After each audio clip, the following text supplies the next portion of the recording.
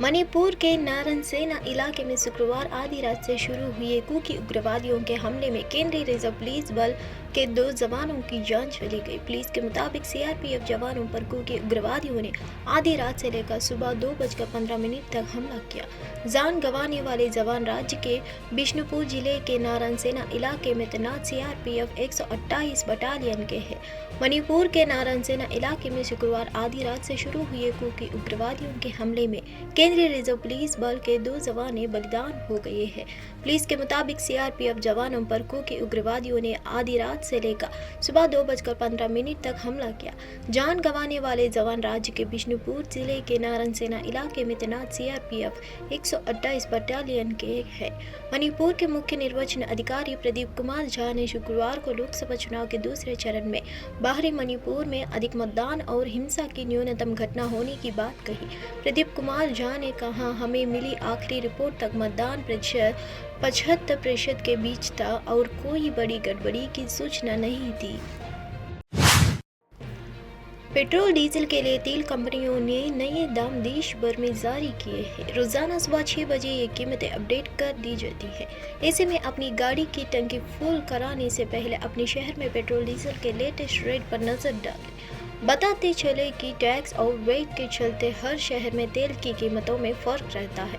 देश भर में रोजाना सुबह 6 बजे पेट्रोल डीजल के दाम अपडेट कर दिया जाते हैं। आपको बता दें कि सरकारी तेल कंपनियां यानी Bharat petroleum corporation limited, Indian oil corporation limited और हिंदुस्तान पेट्रोलियम कॉरपोरेशन लिमिटेड इनके कीमतों पर टैक्स, वेट, कमीशन आदि लगते हैं। इसके चलते देश के अलग अलग हिस्सों में तेल की कीमतों में अंतर देखने को मिलता है। ऐसे में अगर आप भी अपने गाड़ी की टैंकी फुल कराने की योजना बना रहे हैं तो आपने शहर में पेट्रोल डीजल की कीमतों पर एक नज़र जरूर डालें। आइए जानते हैं आपके शहर में फ्यूल की कीमत क्या है। नोएडा पेट्रोल 94.81 रुपये प्रति लीटर और डीजल 87.94 रुपये प्रति लीटर है।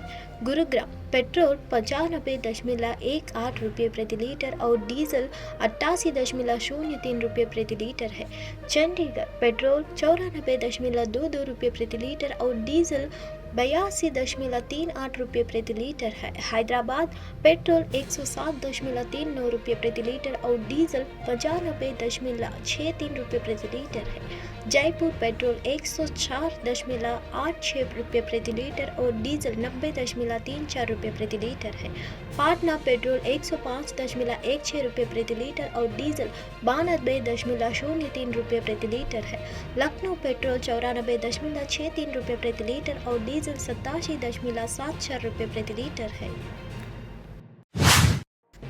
अदालत ने दिल्ली सरकार के वकील से कहा कि उनका मुवक्किल केवल सत्ता के इस्तेमाल में रुचि रखता है। पीठ ने कहा, हमें नहीं पता कि आप कितनी शक्ति चाहते हैं। समस्या यह है कि आप शक्तियां हथियाने की कोशिश कर रहे हैं। यही वजह है कि आपको शक्ति नहीं मिल रही है।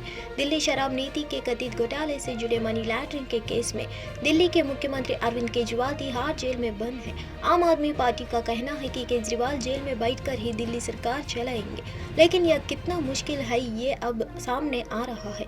दिल्ली हाई कोर्ट ने नगर निगम के स्कूलों में पढ़ने वाले बच्चों को किताबें नहीं मिलने के मुद्दे पर शुक्रवार को आम आदमी पार्टी सरकार को लताड़ लगाई और कहा कि गिरफ्तारी के बाद भी अरविंद केजरीवाल मुख्यमंत्री बने हुए हैं, जो दर्शाता है कि उन्होंने राजनीतिक हित को राष्ट्रीय हित से ऊपर रखा है।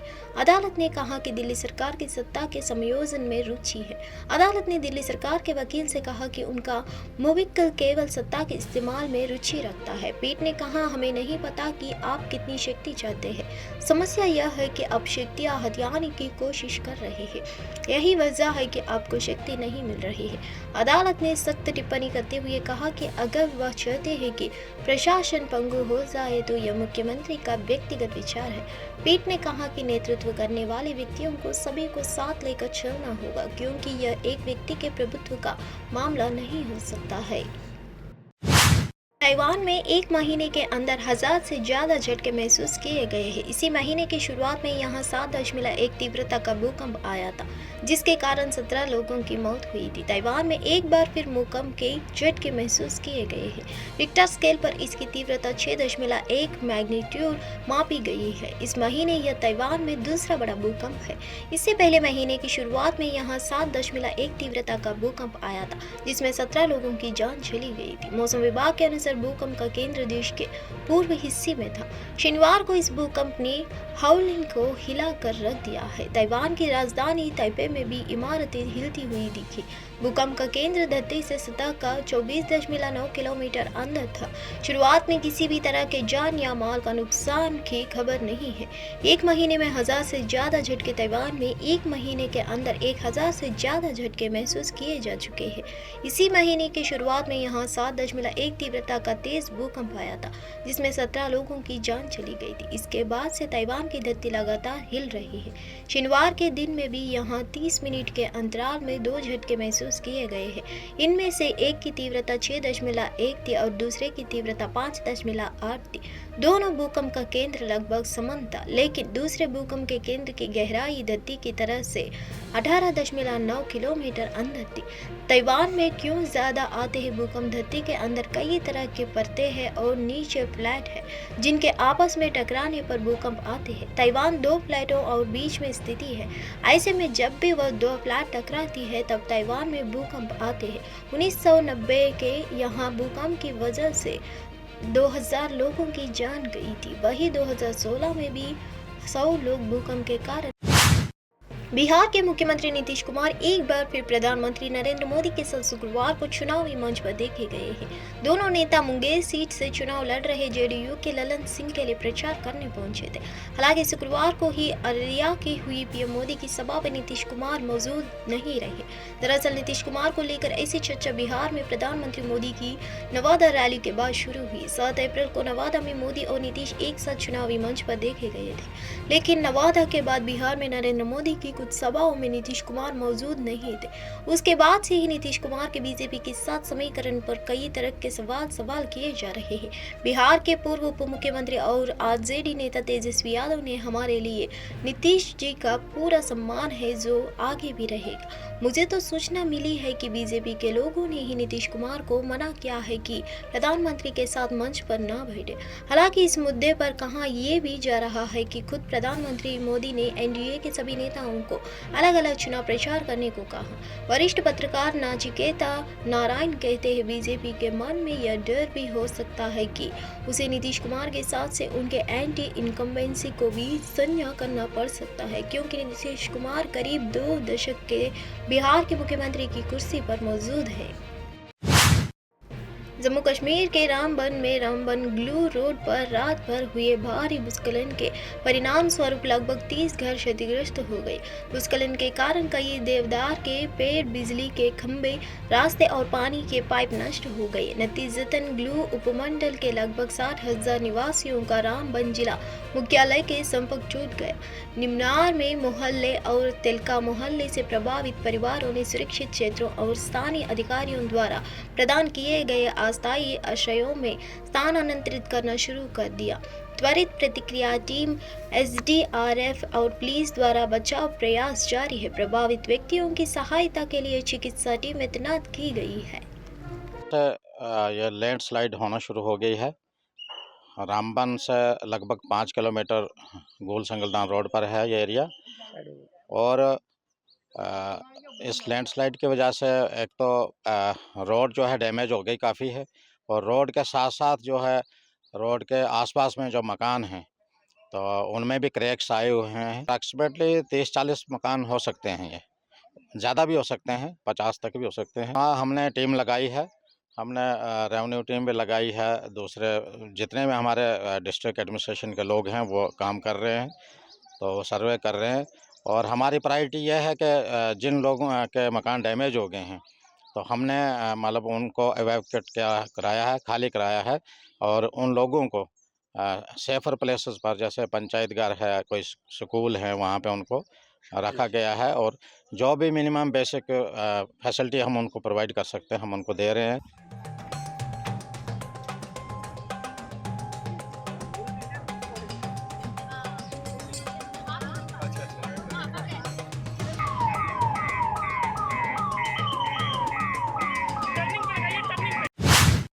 पश्चिम बंगाल के मालदा के दौरे पर पीएम मोदी ने बीजेपी कार्यकर्ताओं से बातचीत की और उन्हें आगामी चरण में वोट करने के लिए कहा है।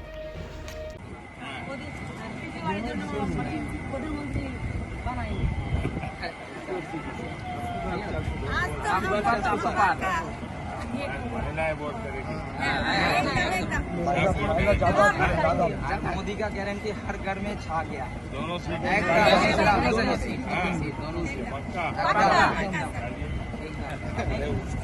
चोर सरकार को भगाना है।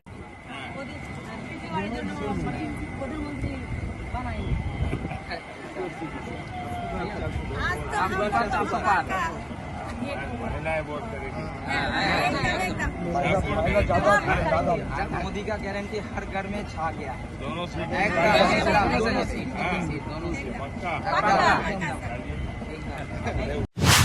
26 अप्रैल को बारामूला जिले के सोपैर इलाके में आतंकवादियों और सुरक्षा बलों के बीच मुठभेड़ हुई। छिपे हुए आतंकवादियों को मार गिराने के लिए पुलिस और सुरक्षा बलों द्वारा तलाशी अभियान जारी है। आईजीपी कश्मीर विधि कुमार बिद्दी के मुताबिक 2 आतंकियों को मार गिराया गया है। भारी मात्रा में हथियार, गोला बारूद और आपत्तिजनक सामग्री बरामद की गई है। उनमें से एक को गिरफ्तार कर लिया गया है और उसकी पहचान सैफुल्लाह के रूप में की गई है। इससे पहले भारतीय सेना और जम्मू कश्मीर पुलिस ने 25 अप्रैल को उरी बारामूला में एक संयुक्त तलाशी अभियान चलाया था। ऑपरेशन में एक संदिग्ध व्यक्ति को पकड़ा गया था कि यहाँ सोपोर में एक इलाका है, वहाँ पे 2 टेररिस्ट के होने की आशंका है। उस दौरान जब कॉर्डन सर्च ऑपरेशन चल रहा था तो अंदर से टेररिस्ट ने जो है सुरक्षा बल की टुकड़ियों पे हमला करा, जिसके बाद ये ऑपरेशन की शुरुआत हुई। कल शाम के बाद पूरी रात ये ऑपरेशन चलता रहा और आज देर दोपहर तक ये ऑपरेशन पूरा कंक्लूड हुआ है और सैनिटाइज करने के बाद ही सुरक्षा बलों ने उस इलाके का जो मुहासरा है वो छोड़ा है। तो इसमें 2 जो टेररिस्ट हैं वो न्यूट्रलाइज किए गए हैं और उनसे भारी मात्रा में जो है आर्म्स एमुनिशन जो है जब्त किया गया है और उनसे बाकी इंक्रिमिनेटिंग एविडेंस भी मिले हैं।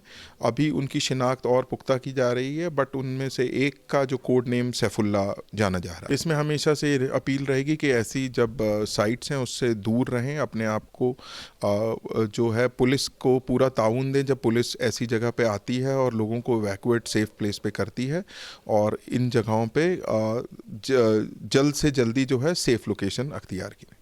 ये बिल्कुल ये पुलिस की एक एसओपी का हमेशा से पार्ट रहता है कि ऑपरेशन से पहले जो है हमारी सिविलियंस के प्रति भी जो जिम्मेवारी रहती है कि उनको सेफ लोकेशन पे पहुंचाया जाए, तो उसमें एक बहुत ही इम्पॉर्टेंट पार्ट रहता है इवैक्यूएशन करना। ये ऑपरेशन दिल्ली में 26 अप्रैल को मौसम में बदलाव देखा गया क्योंकि शहर के कई हिस्सों में बारिश हुई। बारिश और तेज हवा ने दिल्ली वासियों को चल रही भीषण गर्मी से काफ़ी राहत दी। अब तक की रिपोर्ट के अनुसार बारिश से यात्रियों को कोई परेशानी नहीं हुई। IMD के अनुसार अधिकतम और न्यूनतम तापमान क्रमश 39 डिग्री सेल्सियस और 27 डिग्री सेल्सियस के बीच रहेगा।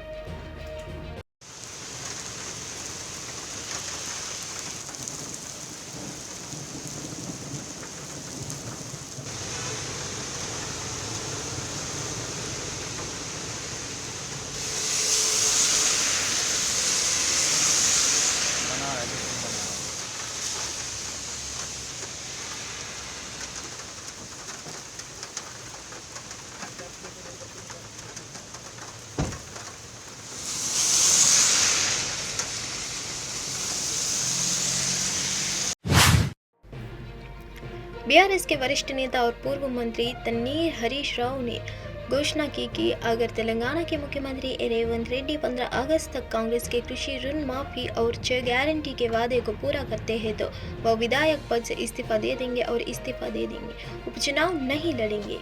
अब वो चीफ मिनिस्टर साहब को अनाउंस करे, जो फार्मर्स को 2 लाख रुपए दे तुम बोल के अनाउंस करे, जो वो लोग लोन लिए वो लोन वेवर करेंगे बोल के 2 लाख रुपए दे तुम बोल के अनाउंस करे।